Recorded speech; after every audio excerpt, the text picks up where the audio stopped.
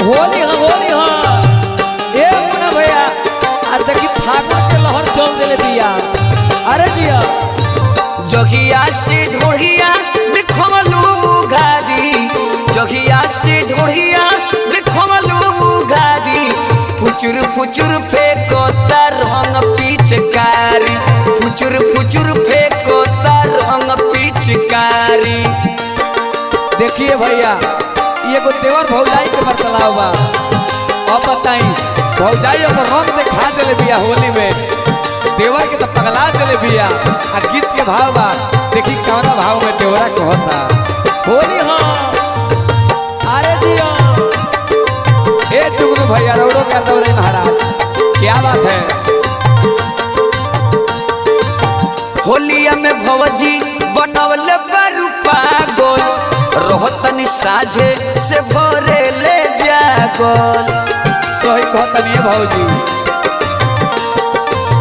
होलिया में भौजी बनवले बारू पागल, रोहतनी साझे से भरे ले जागल। सुत तारू बंद करी अपन दुआरी, सुत तारू बंद करी अपन दुआरी, फुचुर फुचुर रंग फेंकता पिचकारी, फुचुर फुचुर रंग फेंकता पिचकारी। होली हाँ। आए भैया देखी हमर मुन्ना भैया एक बार से गर्दा उतरी आ देखी ए होली में इहो के गर्दा उड़ले बनी, क्या बात है। जदि वो लोग गाना अच्छा लगा तुके तो इतनी लाइक शेयर करी कमेंट करम सबे, क्या बात है।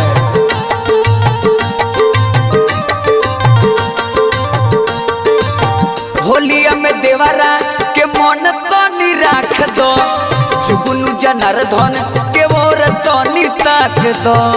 अरे ताको ना ए भौजी होली हाँ। होलिया में देवरा के मन तनी राख दो, मुन्ना बिहारी के ओर तनी ताक दो।